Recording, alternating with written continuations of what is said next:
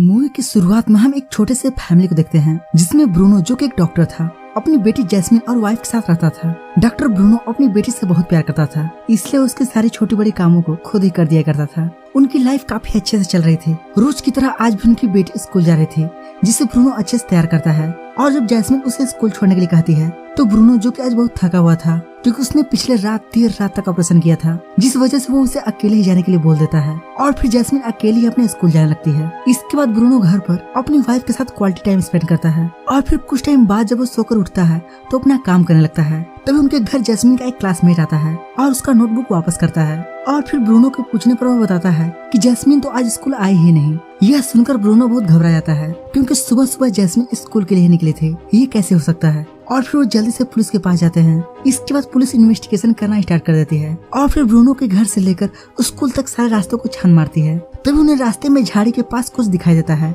यह देखकर वे इसके पास जाते हैं जहाँ पर जैस्मिन होती है, मगर उसकी अब डेथ हो चुकी थी और उसकी बॉडी को देखने से पता चलता है कि किसी ने उसके साथ बहुत बुरी तरह से रेप किया है। यह सब देखकर ब्रूनो की रूह कांप जाती है, मानो उसका पूरा संसार ही टूट चुका हो। और जब यह बात उसकी वाइफ को पता चलती है तो वो बहुत रोती है। वो दोनों बहुत दुखी रहते हैं क्योंकि उनकी सबसे बड़ी दुनिया उनकी बेटी ही थी, जो कि अब नहीं थी। ऐसे ही कुछ दिन बीत जाते हैं और एक दिन उनके घर डिटेक्टिव कॉल करता है और उनसे बताता है कि जैस्मिन के पोस्टमार्टम से उस मर्डर का पता चल चुका है। इसके बाद ब्रूनो जब टीवी खोलता है जहां वो अपने बेटी के मर्डर को देखता है जिसे पुलिस ले जा रही थी, और साथ ही न्यूज में ये भी बताया जाता है कि इसने जैस्मिन के पहले भी 2-3 लड़कियों के साथ ऐसा कर चुका है, लेकिन सबूत की कमी की वजह से उसे छोड़ना पड़ा था। इसी वजह से पुलिस कस्टडी में होने के बावजूद भी उसके चेहरे पर एक भी सिकर नहीं थी, वह मुस्कुरा रहा था। यह देखकर ब्रूनो को उस पर और ज्यादा गुस्सा आता है और फिर जब उसे सजा सुनाई जाती है तो मात्र 25 साल की, जो कि जैस्मिन के शोषण और उसके साथ किए गए अत्याचार के लिए बहुत ही कम थे, जिस वजह से ब्रूनो को बहुत दुख होता है। इसीलिए वो कुछ प्लान करता है और फिर घर में किसी को बिना बताए ही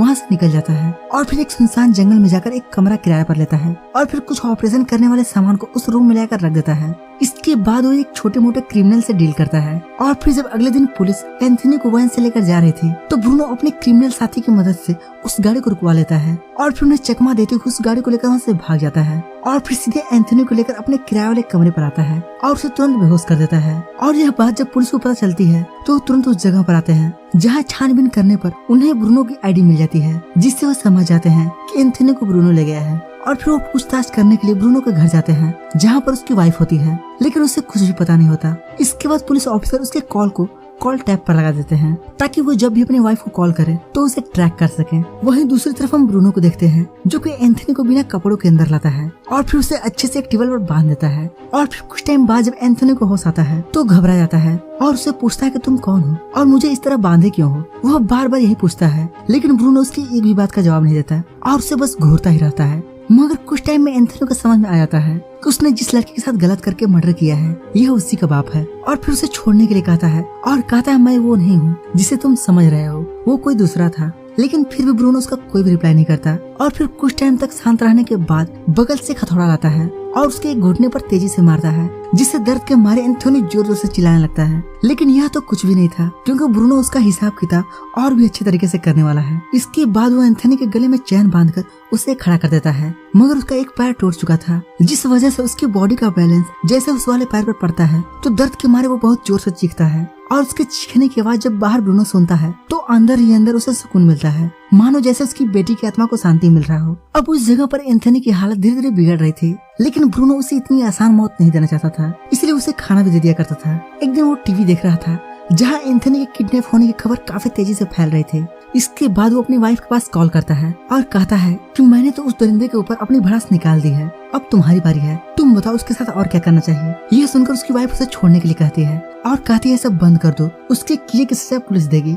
तो ब्रूनो कहता है नहीं, मैं इतनी आसानी से अपनी बेटी गुनहगार को नहीं छोड़ने वाला। वहीं फोन पर उनकी बातों को पुलिस ऑफिसर भी सुन रहे थे और फिर वो ब्रूनो से उसे छोड़ने के लिए रिक्वेस्ट करते हैं। तो ब्रूनो उस डिटेक्टिव से कहता है क्या सिर्फ 25 साल की सजा काफी है मेरी बेटी के इंसाफ के लिए? और जब आपकी वाइफ का मर्डर हुआ था तो उससे भी सिर्फ कुछ सालों की सजा मिली थी, तो क्या आप इससे खुश थे? और वह दरिंदा आज भी सही सलामत बाहर घूम रहा है। यह सुनकर वो ऑफिसर सन्न हो जाता है और कुछ भी नहीं बोल पाता। इधर ब्रूनो अपनी पूरी भड़ास एंथनी पर निकाल रहा होता है ताकि यह दरिंदा आगे से किसी भी लड़की के साथ बुरा करने के बारे में सोच भी ना सके। एंथनी उससे जान की भीख मांगता है, लेकिन ब्रूनो उसे किसी भी हाल में माफ करने वाला नहीं था। यह सब देखकर एंथनी को लगता है कि शायद ब्रूनो उससे सच्चाई सुनना चाहता है, इसलिए एंथनी उसे सच बता देता है और कहता है है, हाँ मैंने तुम्हारी बेटी के साथ बुरा किया था। यह सुनकर ब्रूनो और ज्यादा गुस्सा हो जाता है और फिर एक जंजीर से उसे मारने लगता है। अब ज्यादा मार पड़ने की वजह से एंथनी की बॉडी अब काफी ज्यादा डैमेज हो चुकी थी, जिससे उसकी सांसें भी रुकने लगती हैं। यह देखकर ब्रूनो उसकी बॉडी को ठीक करने की कोशिश करता है और एनर्जी के लिए उसे ग्लूकोज चढ़ाता है। तब एंथनी उससे कहता है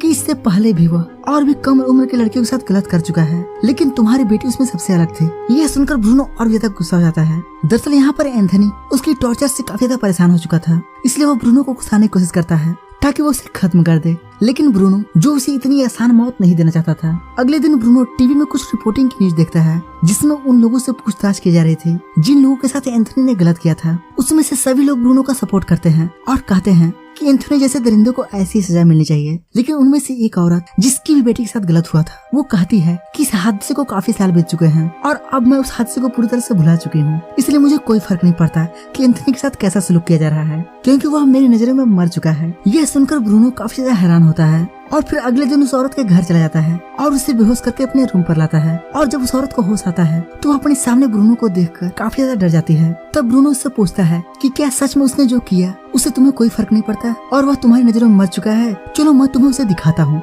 मगर वह औरत उसे देखने से मना कर देती है, लेकिन ब्रूनो जबरदस्ती उसे एंथनी के पास ले जाता है। वहाँ एंथनी की हालत काफी ज्यादा बिगड़ चुकी थी। यह देखकर उस औरत के होश उड़ जाते हैं। इसके बाद ब्रूनो उसे एक हथौड़ा देते हुए उस दरिंदे से अपनी बेटी का बदला लेने के लिए कहता है और फिर उसे एंथनी के साथ कमरे में बंद करके वहाँ से चला जाता है। अब इतना कुछ हो जाने के बाद उस औरत को एहसास हो जाता है कि ब्रूनो कोई गलत नहीं कर रहा है। इसके बाद ब्रूनो उसे ले जाकर एक हाईवे पर छोड़ देता है। वहीं दूसरी तरफ ब्रूनो की लास्ट कॉल को पुलिस ने ट्रेस कर लिया था, जिससे उन्हें उसकी लोकेशन का पता चल जाता है। इधर ब्रूनो की मानसिक संतुलन बिगड़ने लगती है। उसे हर तरफ अपनी बेटी ही दिखाई देती है। दरअसल वो अपनी बेटी से इतना ज्यादा प्यार करता था कि उसके चले जाने के बाद भी वो उसे भुला नहीं पा रहा था। ब्रूनो ने एंथनी के साथ टॉर्चर की सारी हदें पार कर दी थी, लेकिन वह उसे मारकर उसके जैसा नहीं बनना चाहता था। इसीलिए ब्रूनो उसके हथकड़ी को खोल देता है और एक गन लेकर खुद को ही उड़ाने के बारे में सोचने लगता है। मगर तभी बाहर पुलिस भी आ जाती है और उसे वार्निंग देते हुए खुद को सरेंडर करने के लिए कहती है। यह सुनकर ब्रूनो बाहर आता है और खुद को उनके सामने सरेंडर कर देता है और यहीं पर ये मूवी खत्म हो जाती है। तो दोस्तों, ब्रूनो ने जो किया वह सही था या गलत, कमेंट में जरूर बताइएगा।